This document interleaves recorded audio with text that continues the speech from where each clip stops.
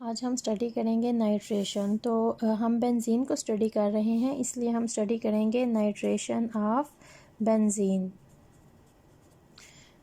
तो हमने इससे पहले हैलोजिनेशन को स्टडी किया था, अब हम नाइट्रेशन को स्टडी करेंगे। नाइट्रेशन की अगर आपसे डेफिनेशन पूछी जाए या आपके पास अगर क्वेश्चन आ जाए पेपर में, डिफाइन नाइट्रेशन और process of nitration of benzene, तो ये आपके पास होता है addition of nitro group in a benzene molecule.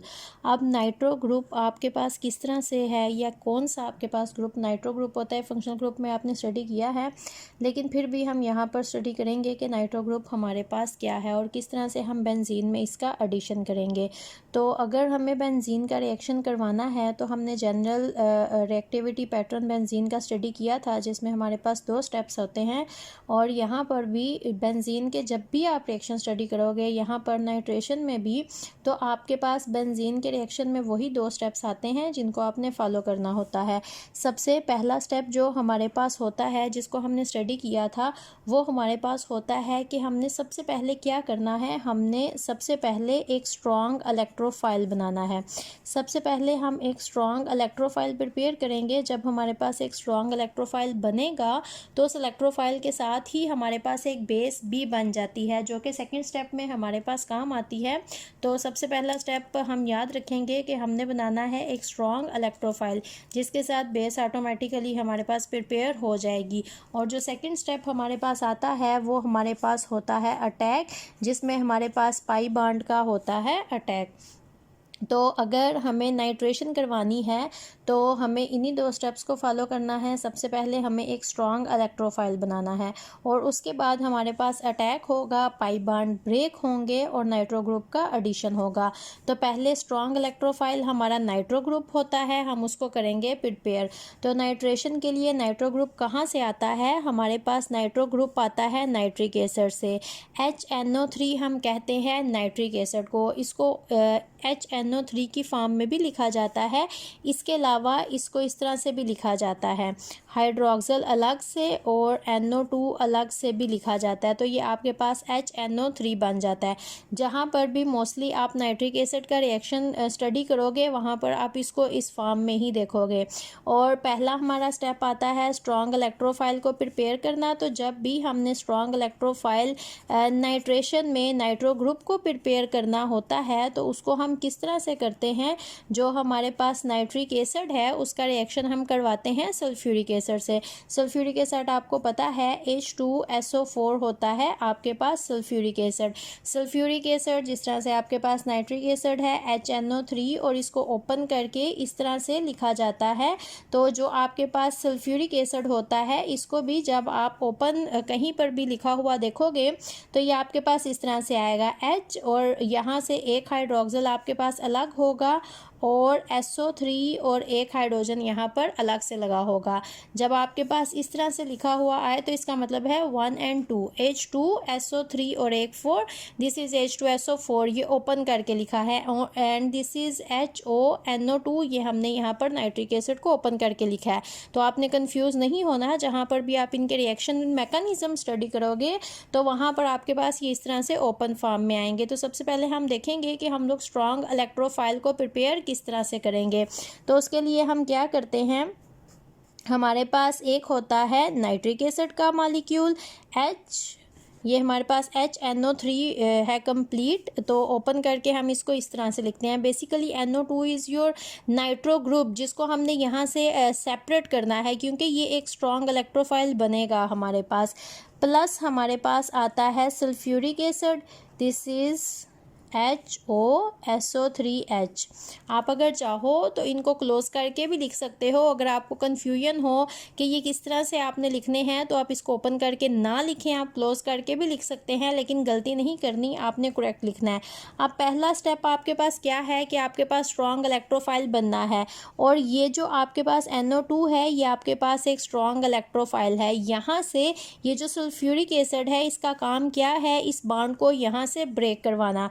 तो तो ये जब NO2 आपके पास सेपरेट होगा या फिर कहें जब हाइड्रोक्सिल यहाँ से रिमूव होगा तो ये जो बॉन्ड है नाइट्रोजन और ऑक्सीजन ने बनाया हुआ था, इलेक्ट्रॉन एक एक शेयर करके दोनों ने, तो ये पूरे का पूरा बॉन्ड यहाँ से पूरे का पूरा इलेक्ट्रॉन पेयर ऑक्सीजन ले जाएगी, जिसकी वजह से नाइट्रोजन के पास इलेक्ट्रॉन्स की कमी हो जाएगी और इसके ऊपर आ जाएगा पॉजिटिव चार्ज। और यहाँ पर क्या होगा, ये जो आपके पास सल्फ्यूरिक एसिड है ये यहाँ से हाइड्रोक्सिल को रिमूव करवाएगा और हाइड्रोक्सिल को रिमूव करवाने के बाद आपके पास क्या होगा, यहाँ पर आपके पास ये पार्ट अलग हो जाएगा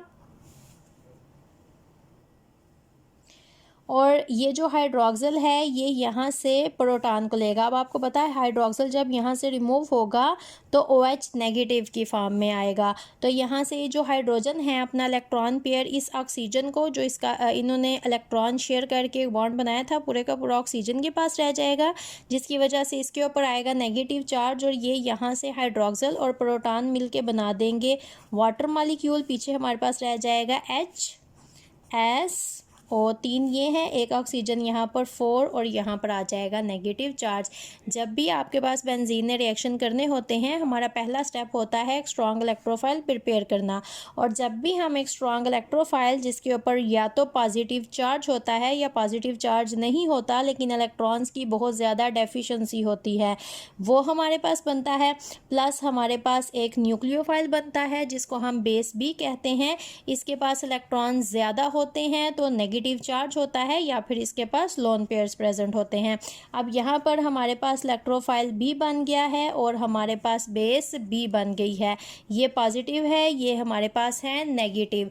अब सेकंड स्टेप हमारे पास क्या आता है, सेकंड स्टेप में हमारे पास यहाँ पर होता है अटैक। अटैक अब आपके पास किस तरह से होता है, अगर मैं सिंपल जो जनरल पैटर्न है पहले उसको लिखती हूँ फिर हम इसको फॉर नाइट्रेशन करते हैं ताकि अगर आपको नहीं पीछे से पता तो उसको हम रिवाइज कर लेते हैं या फिर अगर आपको भूल गया। इस तरह से हमारे पास होता है बेंजीन का मॉलिक्यूल, अल्टरनेट पोजीशंस पे हमारे पास होते हैं डबल बॉन्ड। सबसे पहले एक स्ट्रॉन्ग इलेक्ट्रोफाइल यहाँ पर आता है इलेक्ट्रॉन लविंग, तो ये जो इलेक्ट्रॉन होते हैं इसके ऊपर आके इस तरह से करेंगे अटैक। जब अटैक करते हैं तो ये जो पाई बॉन्ड है यहाँ से ब्रेक हो जाता है और ये कार्बन इस इलेक्ट्रोफाइल के साथ बना लेती है एक बॉन्ड, और हमारे पास इस तरह से एक ट्रांजिशन स्टेट आप इसको कह सकते हो, एक कम्प्लेक्स कह सकते हो, ये बन जाता है जहाँ पर ये इलेक्ट्रॉन्स की इसके पास कमी थी तो कार्बन ये जो इलेक्ट्रॉन एक एक इन दोनों कार्बन्स का था ये पूरे का पूरा यूज़ करेगी इलेक्ट्रॉन पेयर और इसके साथ बॉन्ड बनाएगी और इस कार्बन के ऊपर इलेक्ट्रॉन्स की कमी हो जाती है इसलिए इसके ऊपर आ जाता है पॉजिटिव चार्ज।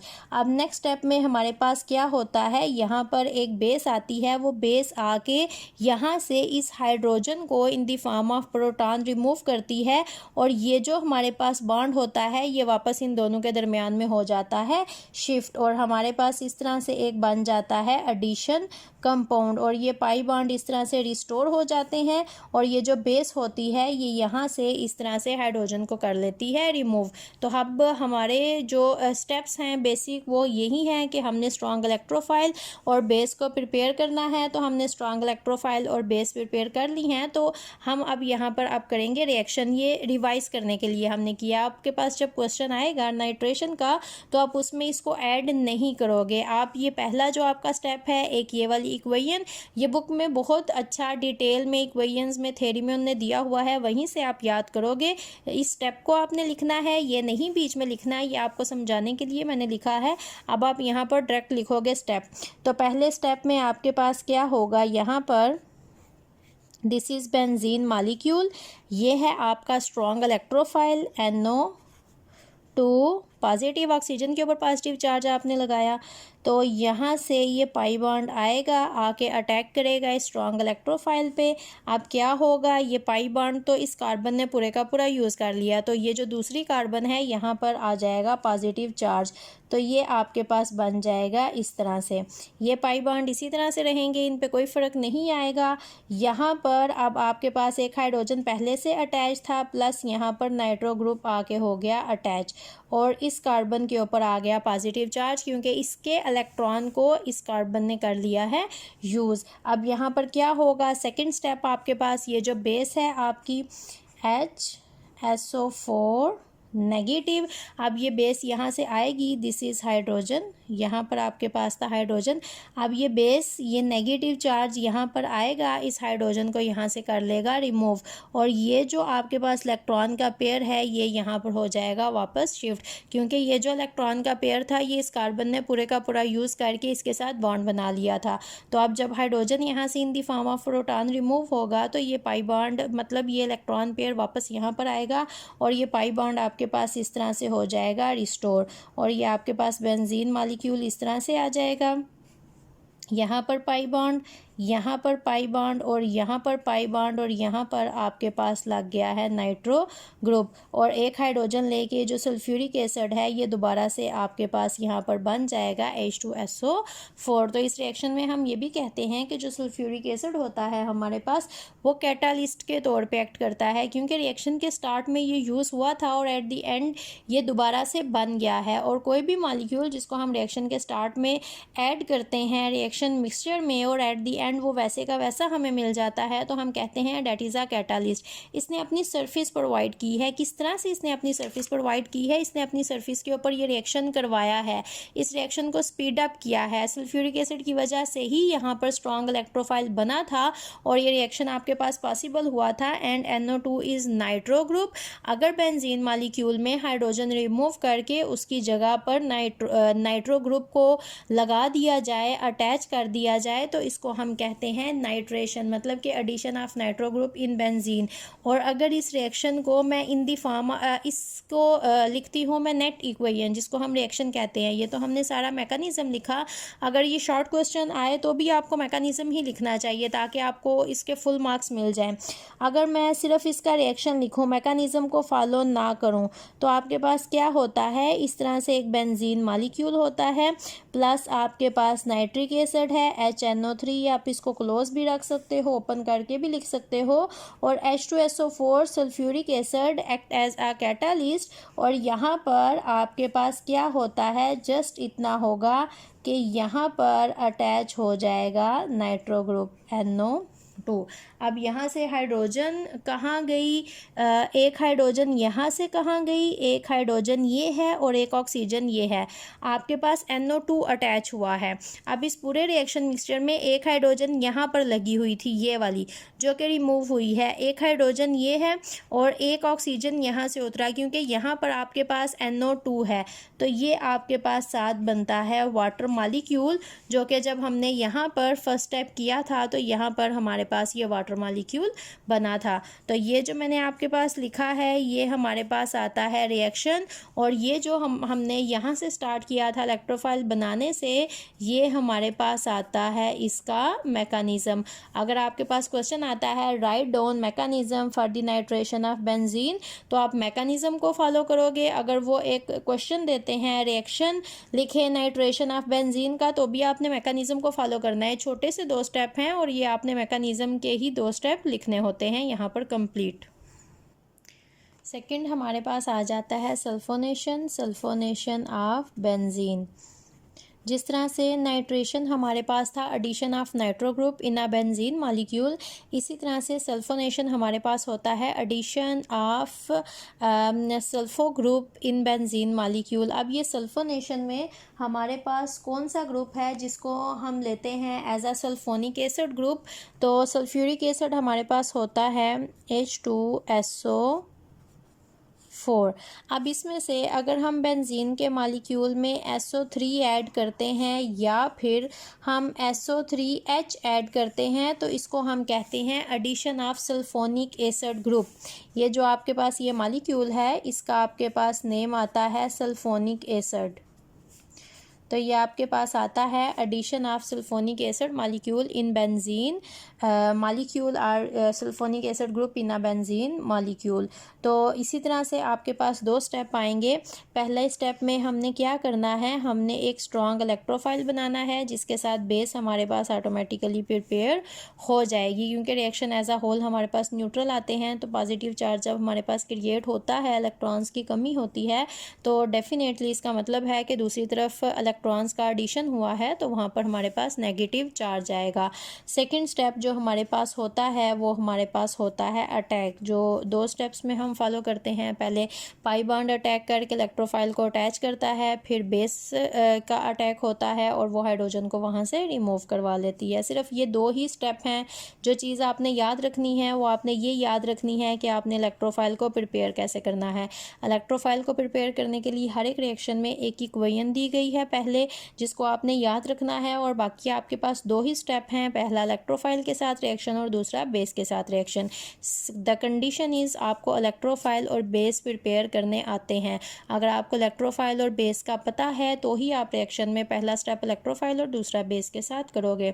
और जो आपके पास सल्फोनेशन ऑफ बेंजीन है वहाँ पर भी आपके पास इस तरह से सल्फ्यूरिक एसिड है H2SO4 और इसका रिएक्शन सल्फ्यूरिक एसिड के ही एक मॉलिक्यूल के साथ होगा, और यहाँ पर जो आपके पास बनता है strong electrophile that is SO3। साथ आपके पास यहाँ पर इसी तरह से HSO4 बनेगा, साथ आपके पास H3O पॉजिटिव बनेगा। और ये जो HSO4 है आपके पास, ये आपकी एक स्ट्रॉन्ग बेस है। अगर ये स्ट्रॉन्ग बेस है तो इसके ऊपर आ जाएगा नेगेटिव चार्ज। स्टूडेंट्स जो गलती हमेशा करते हैं वो ये है कि आप अपने माइंड में सेट कर लेते हो कि जब भी आपके पास इलेक्ट्रोफाइल है इसका मतलब है कि डेफिनेटली आपके पास कोई पॉजिटिव चार्ज उसके ऊपर प्रेजेंट होगा, but that is not necessary and that is not a condition for to be a electrophile.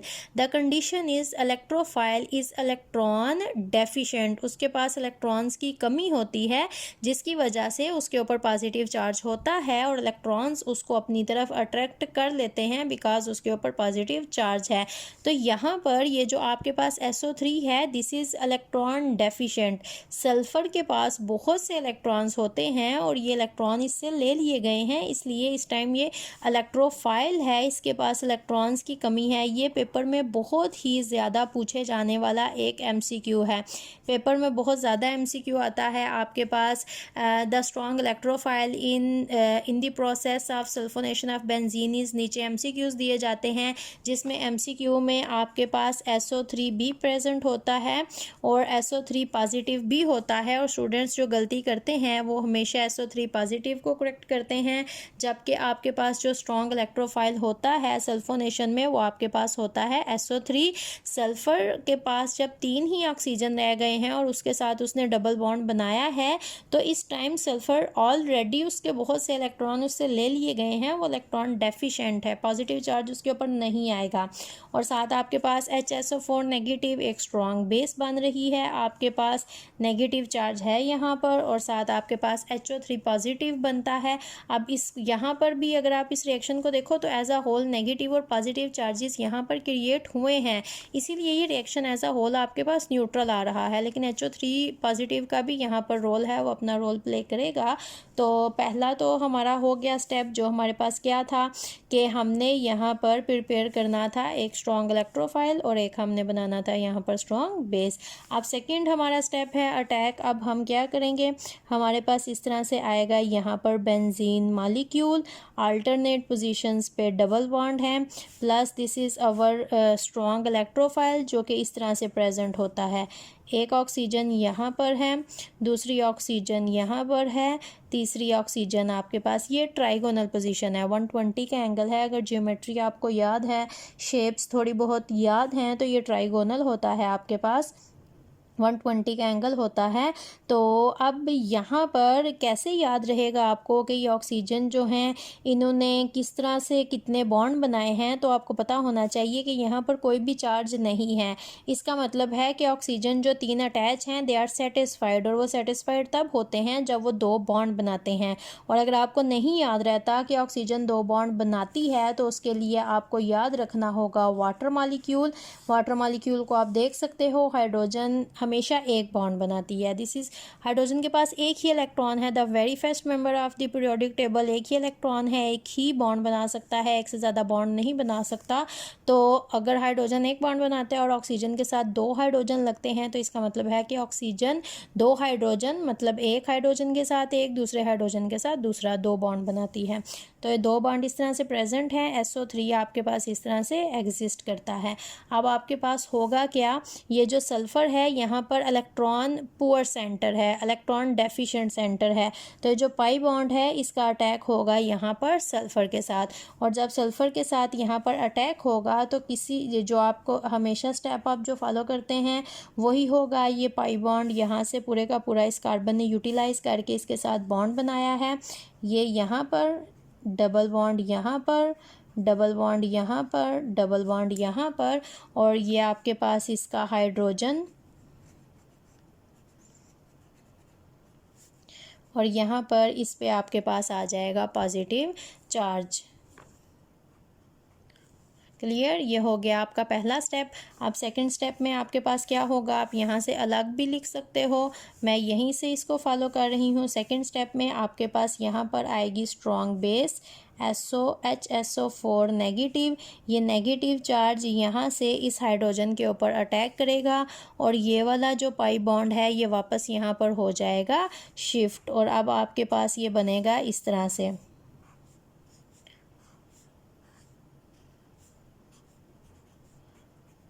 यहाँ पर ये इस तरह से, ये इस तरह से, ये बॉन्ड यहाँ पर हो गया रिस्टोर। और ये जो आपके पास था HSO4, ये इसने एक हाइड्रोजन लिया है तो ये आपके पास बन गया है H2SO4। अब नेक्स्ट स्टेप आपके पास क्या होगा, यहाँ पर आपके पास H3O पॉजिटिव प्रेजेंट था तो यहाँ पर H3O पॉजिटिव आएगा। अब आप अगर देखो तो जब होता क्या है, बेसिकली ये सल्फ़र है, इसने 1 2 3 4 5 6 बॉन्ड बनाए हुए हैं। जब यहाँ पर ये इसके साथ एक बॉन्ड बनाती है तो फिर होता क्या है, किसी भी एक ऑक्सीजन के साथ ये अपना एक पाई बॉन्ड ब्रेक कर लेती है, जिसके नतीजे में जिस ऑक्सीजन का एक पाई बॉन्ड ब्रेक होता है उसके ऊपर आ जाता है नेगेटिव चार्ज। ऐसा होता क्यों है, अब ये देखें, ये दो कार्बन हैं, एक इलेक्ट्रॉन इसका है, एक इलेक्ट्रॉन इसका है, इन्होंने ये पाई बॉन्ड बनाया है। ये वाली कार्बन ये पूरे का पूरा इलेक्ट्रॉन पेयर लेके इस सल्फ़र के साथ बनाती है बॉन्ड। इसके पास तो हो गई कमी जो पॉजिटिव में आ गई। अब हुआ क्या है, जब इसके पास इस कार्बन ने पूरा इलेक्ट्रॉन पेयर ला के बॉन्ड बनाया है तो फिर क्या होता है, ये जो पाई बॉन्ड है यहाँ से कोई भी एक पाई बॉन्ड इन तीनों ऑक्सीजन में से एक ऑक्सीजन के पास चला जाता है वापस, जो कि इस तरह से in the form of negative charge यहाँ पर होगा अपीयर, ये इस तरह से। तो जब यहाँ पर H3O पॉजिटिव आएगा आपके पास तो फिर क्या होगा, ये जो नेगेटिव चार्ज है यहाँ से इसके ऊपर करेगा अटैक। ये वाटर मॉलिक्यूल है जिसके साथ एक प्रोटॉन अटैच है, ये इस प्रोटॉन को यहाँ से ले लेगा। जब ये इस प्रोटॉन को यहाँ से ले लेगा तो ये आपके पास ये बन जाएगा मॉलिक्यूल, डबल बॉन्ड, यहाँ पर डबल बॉन्ड, यहाँ पर सिंगल बॉन्ड, और साथ आ जाएगा हाइड्रोजन, और H3O पॉजिटिव अब कन्वर्ट हो जाएगा H2O में। तो ये आपके पास थोड़ा सा बाकी सारे रिएक्शंस के मुकाबले में जो सल्फोनेशन है उसके स्टेप थोड़े से डिफरेंट हैं, मुश्किल नहीं है, कॉम्प्लिकेटेड नहीं है। सिर्फ इतना होता है कि सल्फ़र ने आपके पास यहाँ पर 6 बॉन्ड्स बनाए हैं और उसने 6 ही रखने हैं, उसने 6 से 7 नहीं करने। तो होता क्या है आपके पास, जब ये कार्बन सल्फ़र के साथ बॉन्ड बनाती है तो अगर 2 4 6 तो ये 7 हो जाएंगे, बॉन्ड 7 हो जाएंगे। तो फिर होता क्या है, सल्फ़र इन तीनों ऑक्सीजन में से विच आर इक्विवेलेंट, किसी भी एक ऑक्सीजन का जो पाई बॉन्ड है वो उससे टोटली बॉन्ड तोड़ देती है, पूरे का पूरा इलेक्ट्रॉन पेयर उस ऑक्सीजन को मिल जाता है जो कि इन दी फॉर्म ऑफ नेगेटिव यहाँ पर अपीयर होता है और कार्बन के साथ बना लेती है बॉन्ड। अब ये इलेक्ट्रॉन्स क्यों शिफ्ट हो जाते हैं, बॉन्ड बन क्यों जाता है। अब अगर सल्फ़र देखें यहाँ पर बेसिकली हो क्या रहा है, अगर आपको इलेक्ट्रोनेगेटिविटी के बारे में पता है तो आपको पता होगा ऑक्सीजन इज़ इलेक्ट्रोनेगेटिव एलिमेंट।